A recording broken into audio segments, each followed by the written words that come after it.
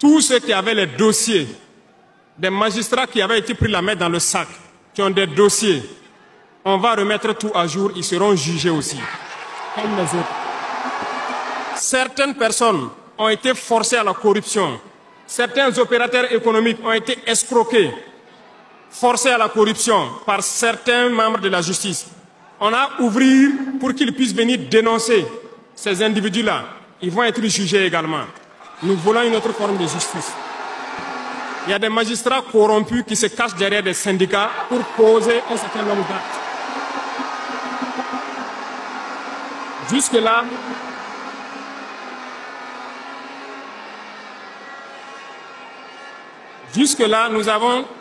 nous sommes restés dans une certaine logique d'essayer de respecter certaines règles. Mais je veux qu'ils comprennent. Ce n'est pas parce qu'ils savent parler. Nous savons parler. Si quelqu'un continue dans cette logique, à chaque instant, nous serons devant le peuple pour les expliquer pourquoi nous avons violé telle décision de justice. Tant que ça ne va pas rencontrer l'assentiment du peuple.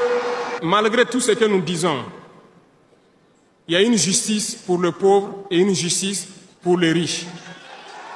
Ça ne peut pas continuer. La loi. Un citoyen lambda a un problème en justice, on peut l'attraper, le mettre en prison sans jugement pendant longtemps d'abord. Mais lorsque un autre citoyen a un problème en justice, pour peu qu'il puisse mobiliser 1, 2, 3 avocats, son dossier est rapidement pris en compte, jugé rapidement, pendant que le pauvre, lui, il croupit d'abord en prison. On ne peut pas accepter ça.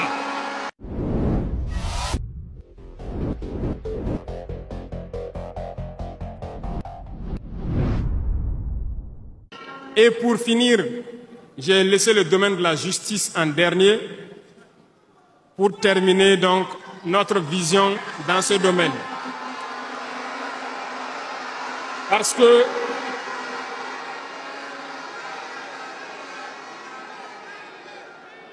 que nous avons un sérieux problème dans ce volet. Nous avons entamé des réformes il n'y a pas longtemps au niveau du Conseil supérieur de la magistrature. Nous avons vu des écrits, nous avons vu des comportements de certains syndicats du monde de la justice. Très bien, certains ont tenté de boycotter tout ce qu'ils peuvent, mais, comme le disait Diop, avec ou sans eux, nous allons avancer.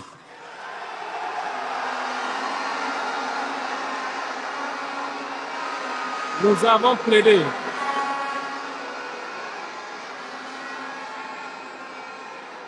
Nous avons plaidé pour une justice juste, si on peut le dire. Nous avons sensibilisé beaucoup les gens, mais nous nous sommes rendus compte qu'il y a beaucoup de brebis galeuses dans leur rang, malheureusement. Nous ne pouvons pas comprendre que, malgré tout ce que nous disons, il y a une justice pour le pauvre et une justice pour les riches.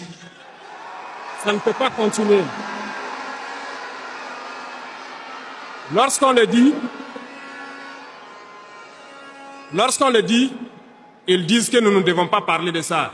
Nous allons parler de ça, et bien même. Parce que, remarquez jusqu'au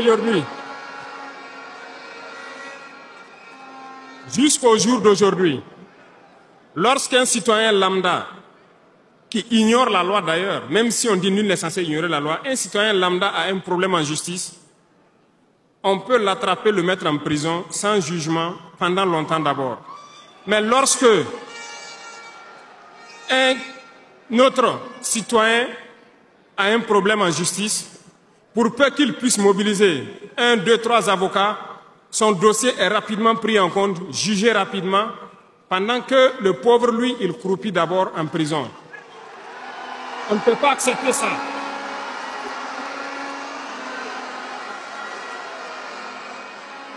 Il y a des choses, il y a des situations et il y a des choses sur lesquelles nous n'avons pas voulu nous prononcer par juste devoir de réserve, parce que nous sommes à un certain niveau, on ne veut pas parler en premier. Mais nous allons rompre ce tabou-là.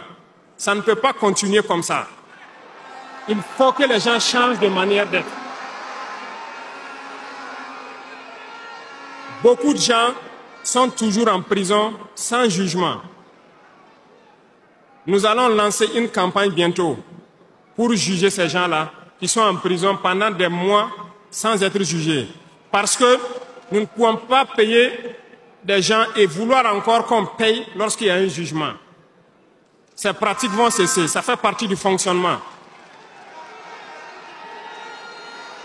Et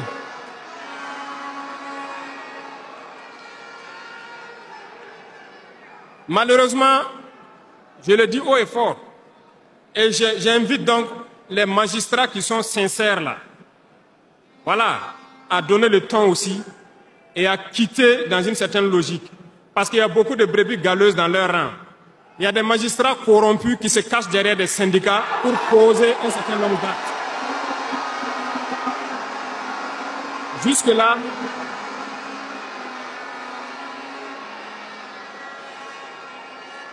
Jusque-là, nous sommes restés dans une certaine logique d'essayer de respecter certaines règles. Mais je veux qu'ils comprennent. Ce n'est pas parce qu'ils savent parler, nous savons parler. Si quelqu'un continue dans cette logique, à chaque instant, nous serons devant le peuple pour les expliquer pourquoi nous avons violé telle décision de justice. Tant que ça ne va pas rencontrer l'assentiment du peuple. Parce que c'est le terme qui existe.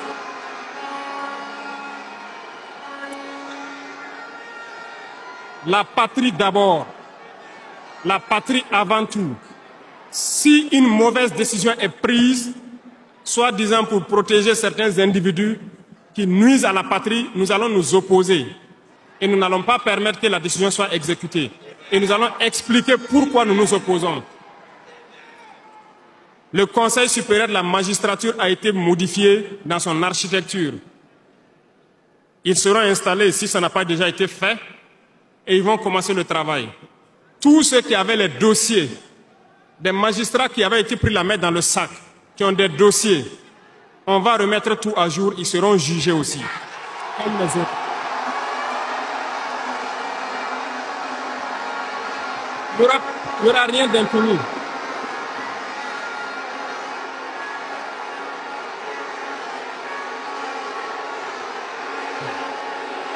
Ils sont au courant.